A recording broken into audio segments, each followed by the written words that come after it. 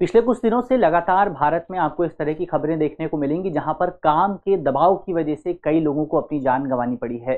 तो ऐसे में आज इस वीडियो में हम जानेंगे कि आखिर दुनिया भर में एक हफ्ते के भीतर लोगों को कितना काम करना पड़ता है, काम का दबाव कितना रहता है और इसके साथ साथ बेसिकली भारत में क्या स्थिति है। भारत की भी बात करेंगे, दुनिया के दूसरे देशों की भी बात करेंगे, साथ ही ये भी जानेंगे कि अगर आप एक हफ्ते के भीतर बहुत ज़्यादा काम करते हैं, बहुत ज़्यादा दबाव रहता है, तो इस दबाव की वजह से आप पर क्या असर पड़ सकता है, उस पर भी यहाँ पर जो है हम डिस्कशन करने वाले हैं। मेरा नाम है अक्षय और आपका स्वागत है दृष्टि IAS चैनल की इस नए वीडियो में।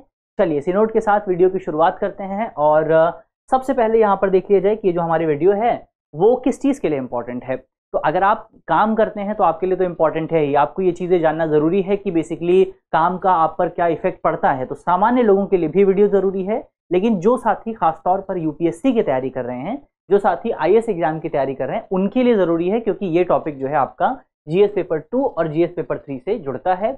इसमें आप इंडियन इकोनॉमी का सेगमेंट देख सकते हैं, जहां पर लेबर का सेगमेंट आपको मिल जाएगा और इसके साथ साथ आप यहां पर महिलाओं से संबंधित मुद्दे भी शामिल कर सकते हैं, क्योंकि जो दो मौतें यहाँ पर हुई हैं, जो दो डेथ यहाँ पर हुई हैं काम के दबाव की वजह से, वो दोनों महिलाएं ही थीं। तो महिलाओं पर काम का दबाव, जैसे द हिंदू में एक रिपोर्ट आई थी जिसमें बताया गया था कि भारत में महिलाओं के ऊपर जो है काम का दबाव सबसे ज्यादा रहता है और भारत में महिलाओं को अपने पूरे दिन में रेस्ट करने का जो टाइम मिलता है वो केवल 7 से 8 या फिर 7 से 9 घंटे के आसपास ही रहता है। तो आप सोच करके देखिए कि 7 से 8 घंटे रेस्ट करने का टाइम मिलता है केवल, और बाकी जो शेष घंटे बचते हैं उन शेष घंटों में भारत की महिलाएं बहुत ज्यादा काम करती हैं। और रिपोर्ट में बताया गया था कि भारत की महिलाएं जो हैं वो दुनिया के किसी भी देश की तुलना में, दुनिया के किसी भी देश की तुलना की महिलाओं की तुलना में सबसे ज्यादा काम करती हैं। तो ये ओवरऑल यहाँ पर हमने इस पूरे टॉपिक के इंट्रोडक्शन पे बात की। अब खबर को एक बार यहाँ पर अगर आप देखें, खबर में आपकी बात की गई है कि top 10 countries with the longest and the shortest work hour in 2024, यानी कि कौन से देश में कितना काम होता है, कौन से देश में ज्यादा काम होता है, कौन से देश में कम काम होता है, उसको लेकर के यहाँ पर बात की गई है। खबर में अगर आप देखें, चर्चा में खबर इसी वजह से आई थी क्योंकि 26 वर्षीय EY एक कंपनी है, एक MNC कंपनी है। इस MNC कंपनी के कर्मचारी थी जिनका लंबे काम के घंटे की वजह से जो है उनकी वहां पर उनकी मौत हमें देखने को मिली थी, जिसकी वजह से जो बहुत ज्यादा टॉक्सिक आपको कॉर्पोरेट वर्क कल्चर देखने को मिलता है, वो वर्क कल्चर की जो टॉक्सिसिटी थी वो एक बार फिर से चर्चा में आ गई थी। तो इसी वजह से यहाँ पर हम डिस्कशन कर रहे हैं। अब एक बार यहाँ पर देखा जाए कि काम ज्यादा रहने की क्या क्या चुनौतियां, कार्य समय की क्या क्या चुनौतियां आपको देखने को मिलती हैं। तो लंबे समय से काम करने या ज्यादा काम करने की जो अवधारणा है वो कोई नई अवधारणा नहीं है।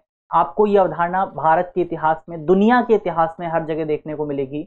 इसमें अगर आप देखें तो कई लोग ये मानते हैं कि इंडस्ट्रियल रेवोल्यूशन का ज्यादा रोल रहा है, लेकिन इंडस्ट्रियल रेवोल्यूशन से पहले भी अगर आप देखते हैं तो भारत में जो मार्जिनलाइज्ड कम्युनिटी थी वहां पर लोगों के अधिकारों को मान्यता नहीं मिली। तो इसकी वजह से लोगों को कई बार 12 से 14 घंटे तक काम करना पड़ता था, 12 से भी ज्यादा घंटों तक काम करना पड़ता था। अब आप ब्रिटेन की बात करें, आप जो इंडस्ट्रियलिस्ट कंट्री हैं उनकी बात करें, तो जब वहां पर इंडस्ट्रियलाइजेशन की शुरुआत होती है तो शुरुआत का एक परिणाम ये भी रहता है कि श्रमिकों को उनके अधिकार नहीं दिए जाते हैं और श्रमिकों को काम के तकरीबन ये कहा जाता है कई बार 12 घंटे 14 घंटे काम कराया जाता था, बच्चों से काम कराया जाता था, छोटे छोटे बच्चे यहाँ पर 12 घंटे काम करते थे। तो ये अवधारणा कोई नई अवधारणा नहीं है कि लोग बहुत ज्यादा काम कर रहे हैं। इतिहास में आपको लगातार ये चीज देखने को मिली है जहां पर जो वर्कर्स के राइट होते हैं उनको इतनी मान्यता प्रदान नहीं की गई। इसके पीछे का रीजन क्या हो सकता है? इसके पीछे का रीजन हो सकता है आपका कैपिटलिज्म। कैपिटलिज्म क्या कहता है? ये कहता है कि बेसिकली आपका प्रॉफिट होना चाहिए। प्रॉफिट आप किसी भी तरह से कीजिए, लेकिन प्रॉफिट होना आपका अनिवार्य है। तो ये बेसिकली आपका एक काम की ज्यादा घंटे एक बड़ी समस्या जो है इतिहास में हमेशा बनी रही है। अगर इस संबंध में इंटरनेशनल डॉक्यूमेंट्स की बात करें तो एक यहाँ पर इंटरनेशनल डॉक्यूमेंट बहुत इंपॉर्टेंट है। ILO का एक डॉक्यूमेंट है, इंटरनेशनल लेबर ऑर्गेनाइजेशन का, जिसका नाम है फिलाडेल्फिया डिक्लेरेशन। तो ये जो फिलाडेल्फिया डिक्लेरेशन है, ये डिक्लेरेशन बेसिकली कहता है कि यहाँ पर फिलाडेल्फिया डिक्लेरेशन जो है वो कहता है कि बेसिकली वर्कर्स को भी जो है अपने स्पिरिचुअल डेवलपमेंट और अपने पर्सनल डेवलपमेंट का अधिकार मौजूद है।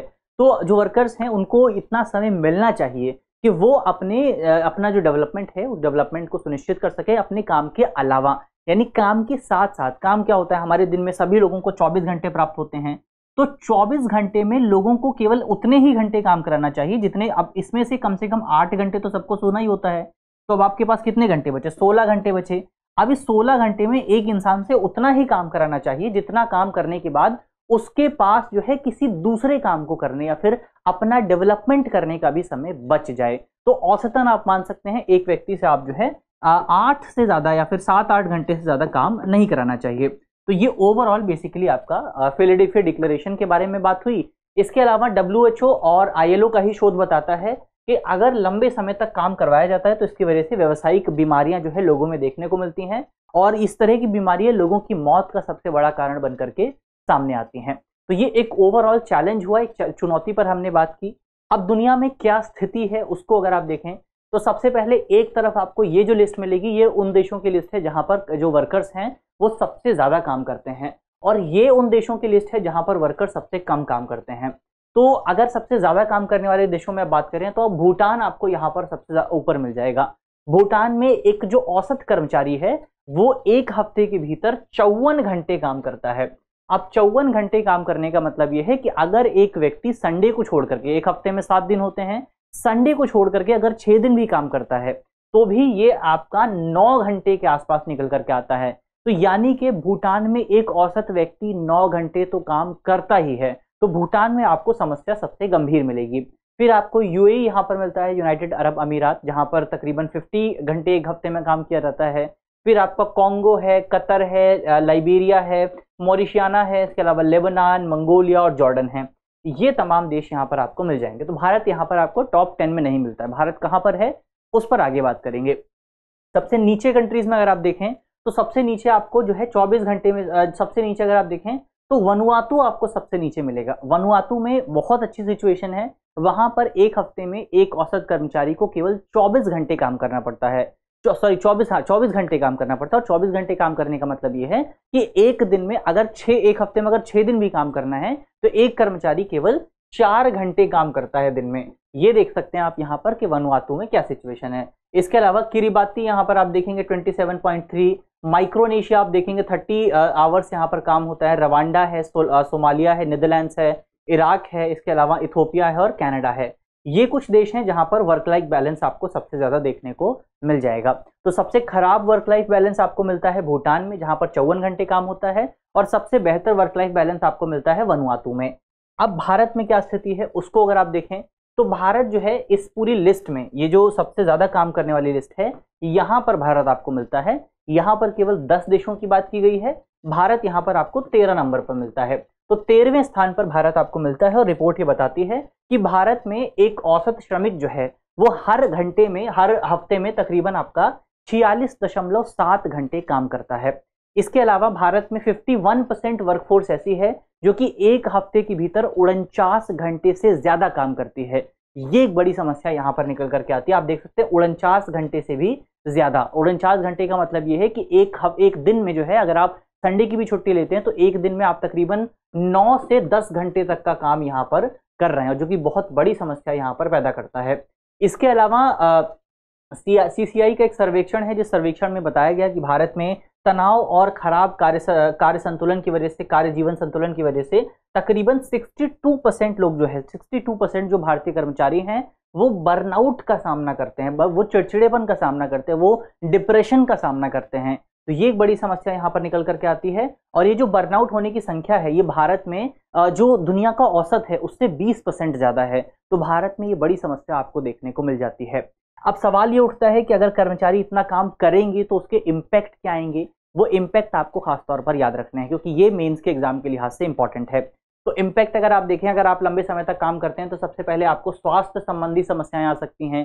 थकान की समस्या बहुत रहती है, तनाव हो गया, आपको कार्डियोवास्कुलर डिसीज देखने को मिलती है, हृदय संबंधी रोग आपको देखने को मिलते हैं, नींद की समस्या आपके सामने आ सकती है। तो ये कुछ स्वास्थ्य संबंधी समस्याएं हैं। फिजिकल हेल्थ पर आपको इम्पैक्ट देखने को मिलता है। इसके साथ साथ मेंटल हेल्थ पर आपका ज्यादा इम्पैक्ट आता है। अगर आप ज्यादा घंटे काम करते हैं तो इसकी वजह से मानसिक तनाव आपका बढ़ता है, चिंता आती है, डिप्रेशन आता है, अवसाद आता है। तो एक तो फिजिकल हेल्थ पर इफेक्ट पड़ता है, फिर मेंटल हेल्थ पर इफेक्ट पड़ता है, प्रोडक्टिविटी कम होती है। ये चीज आपका बहुत इंपॉर्टेंट पॉइंट है। अक्सर लोग ये मानते हैं कि अगर आप ज्यादा घंटे काम करेंगे तो आपकी प्रोडक्टिविटी बढ़ेगी, लेकिन कई रिपोर्ट्स ये बताती हैं कि अगर आप ज्यादा घंटे काम करते हैं तो आपकी प्रोडक्टिविटी बढ़ती नहीं है, आपकी उत्पादकता बढ़ती नहीं है, बल्कि उत्पादकता कम होती है। तो एक निश्चित सीमा से अगर आप ज्यादा अपने आप को पुश करेंगे तो आपकी उत्पादकता में गिरावट आपको देखने को मिलेगी।